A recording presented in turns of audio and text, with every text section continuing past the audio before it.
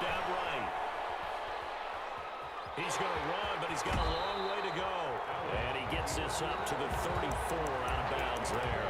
Give him 8 yards that time on the scramble, and now 4th down. I thought he did a pretty good job there to get back what he could, but let's face it, that sack on 2nd down, talk about throwing a wrench into the works. He certainly did. Yeah, he did everything he could there, trying to pick up some positive yardage, and he did, but not enough. Now on 4th down, they throw the deep ball, but it winds up to be incomplete. What a real head-scratcher there, and it'll be a turnover on downs. And partner, I'm not really sure what in the world they were thinking on 4th and long there at this stage in the game, but you think social media may be firing up a little bit right now? Oh, the coach is trending right now. All right, there's no doubt about it. People are wondering what that decision was. But it takes me back to... And this is going to be intercepted. Derwin James with a pick. I know some teams are leery about playing cover 2 because the strong safety's not usually a terrific cover guy. But in this case, he played it perfectly. Read the football and went and made the interception. Steps away to his left. And he can't find the receiver, and he's brought down. I'm starting to feel for that quarterback back there. I mean, you know me. Normally, don't have a lot of empathy for the QB, right? In this case, definitely he's been on constant duress this entire game. I don't know how he's surviving back there. And to think, there's still a long way to go in this football game. Now a deep ball there on 2nd down, but it'll wind up incomplete. Coming up at halftime in a little less than 2 minutes, we'll send you to Orlando where Jonathan Coachman is standing by. He'll have highlights and analysis of this first half. And this time he's going backwards. So after the no gain on the last attempt, here they get him behind the line. On 4th down, Matt. Now they're going to fake it from deep in their own territory. And this is caught. This will be a 2-yard loss on the play. And now possession will go over inside the 15-yard line. But there are times to run that fake, and there are times to not run it. And this, without question, would fall in the latter category. Well, I don't know about without question, partner. I think we should look at the analytics on this one because, oh, yeah, the analytics say, yeah, without question. You should have gone ahead and punted the football because now, not only did you not get it, and you really had no chance to, what a short field that you turned the ball over to the other offense. On 2nd down, this is Jackson. And able to get him inside the 5 here, just inside the 5 to about the 4. Good work to pick up 7 yards there. That gets him into a 3rd and 1 situation. 3rd down. From the gun, it's Allen. And caught in the end zone. Touchdown, Steelers. George Kittle there to make the grab. And the Steelers are going to add on to their lead.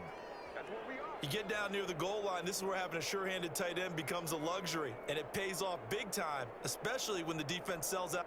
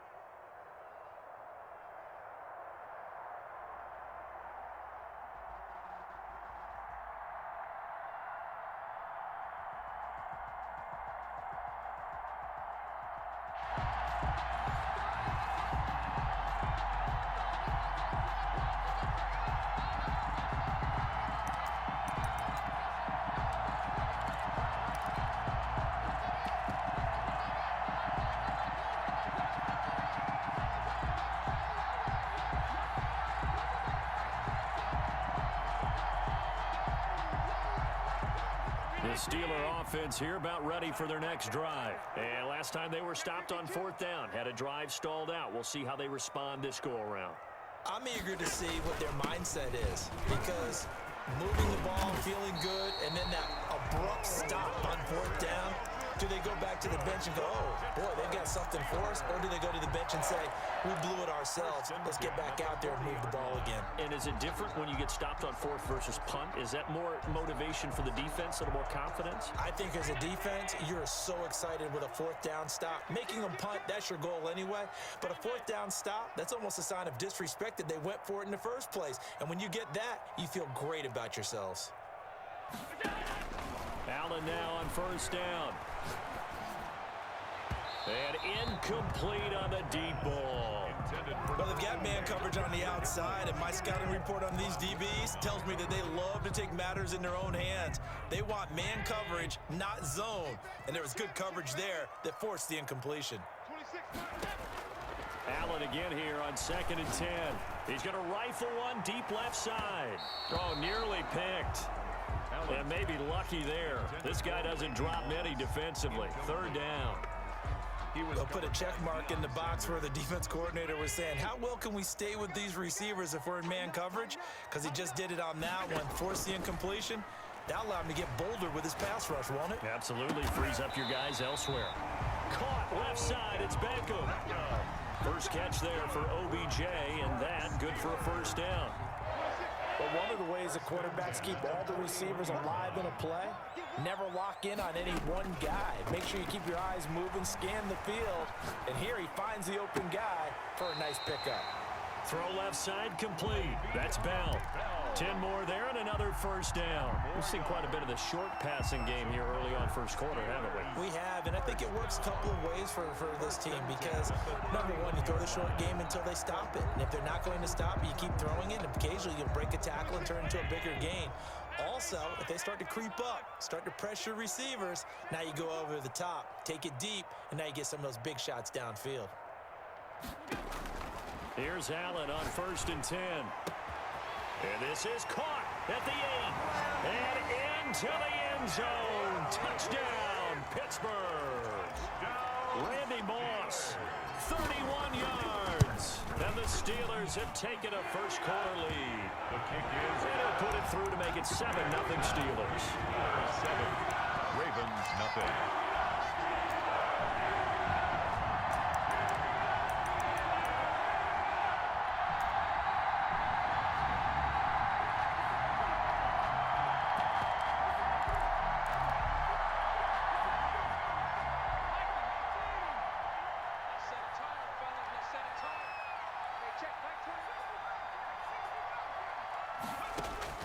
On 1st down, Gannon. Got a man, it's Randy Moss, complete. And he's tackled a yard short of the marker. Good gain of 9 on 1st down. Maybe a good spot to take a shot. Here's 2nd and a yard from the 34.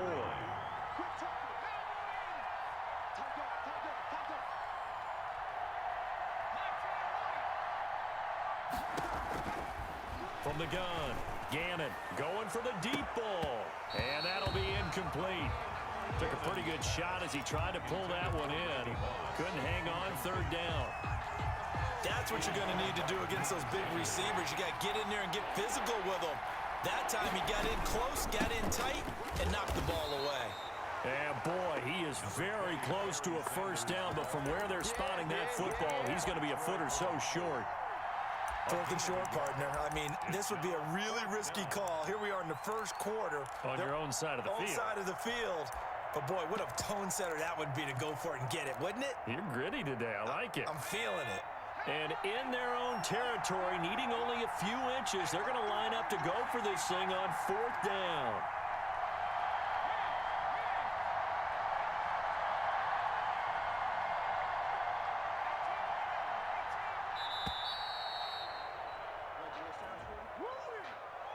That's going to set him back 5 yards.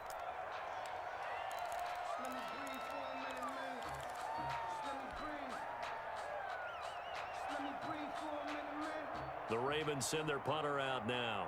He'll kick it away after a 3-and-out on their first possession.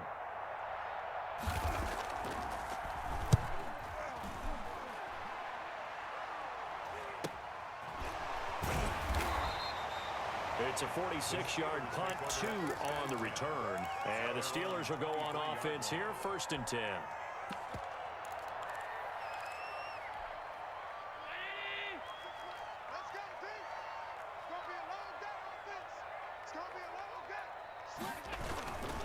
They'll start here with Jackson, and he'll wind up losing yardage here back at the 21-yard line.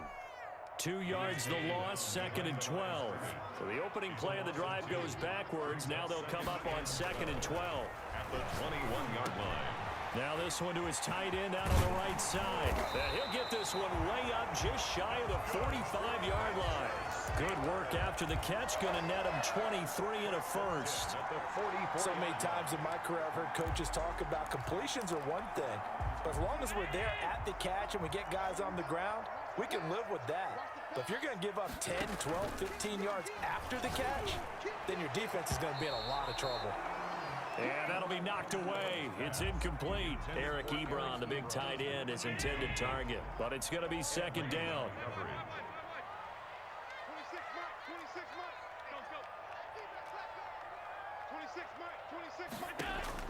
To throw again. Allen. He'll let it go deep for Beckham. He rifles one that's intercepted. Picked off at the 25. And the return stops at the 39-yard line. They'll take over 1st and 10 at their own 39-yard line.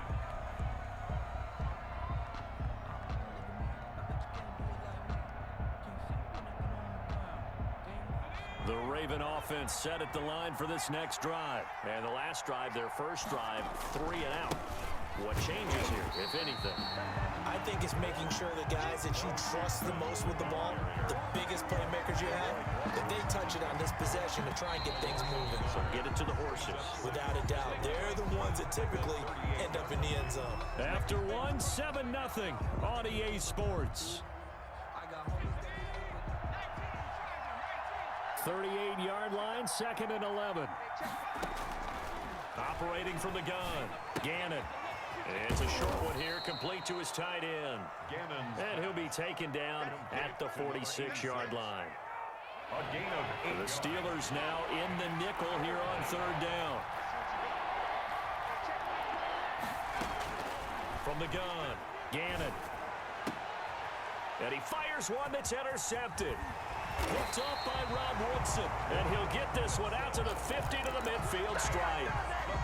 Brandon, I'm not sure I've seen a better all-around athlete than Rod Woodson. I mean, he was at Purdue at the same time I was at Tennessee, and he was obviously way better than me. His last game at Purdue, the coach let him play both ways. He played 137 plays that day. Returned punts, kickoffs, had 10 tackles on defense with a pass broken up and a forced fumble, and 236 all-purpose yards on offense. And they kept the old Oaken bucket by beating Indiana in that game. At the Ravens' 41-yard line. Looking to throw again on 2nd down. Allen, and he finds a man on the crossing route. He'll get this one down near the 20-yard line, just shy of the 20. That one a gain of 20 and a 1st down. Here's a run on 1st down that won't even get back to the line of scrimmage. He will lose a yard, 2nd and 11. This defense is really flown around in the first half. They've gotten to the ball carrier before they can really get started. Offense got to come up with something else in order to try and get this running game going. On 2nd and 11 now. Allen got his man. It's caught for a Steelers touchdown. Eric Ebron there to make the grab. And the Steelers find a way to stretch their lead. And that was a beautiful ball right there as he waited for his tight end to come uncovered in the end zone, so give him points for patience as well. Delivered it right where it needed to be for 6 points. And it's good to make it 14-0. Makes the score Steelers 14, Ravens nothing.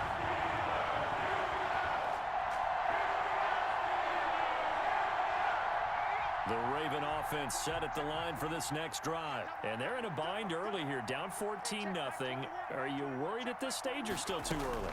You're worried. You're just trying not to transmit it to the rest of your team. You want to make sure that they stay positive.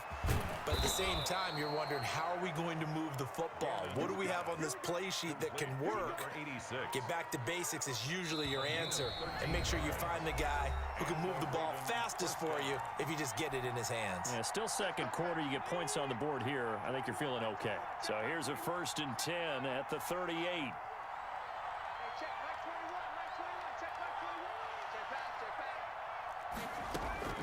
Operating from the gun. Gannon. That's caught. It's Jerry Rice. 7 yards, the pickup there. A nice catch there by Jerry Rice. And when you look at the yardage he compiled in his NFL career, it seems staggering at 22,985 yards. But let's put a little context with it. Yeah, we ran the numbers earlier. Larry Fitzgerald, who was contemplating retirement this past offseason, would need 7 more 1,000-yard seasons to break Jerry Rice's record. That's context. 1st down, Baltimore.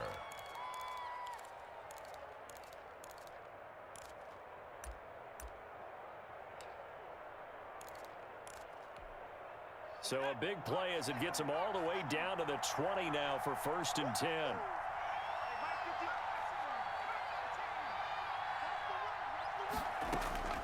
Inside the red zone here. They'll look to throw. And oh, it'll be intercepted. Deion Sanders, the Hall of Famer, with a pick. Charles, not only is that an interception, it's one when you were really knocking on the door for a touchdown inside the red zone. You're actually thinking points no matter what. At worst, you're thinking kicking a field goal and getting 3. We might look back on this in the second half and say, you remember when they didn't get points on that drive? This could cost them. They'll begin the drive with Jackson on the ground. And he is brought down at the 22 after a gain of 2, and it brings up 2nd down.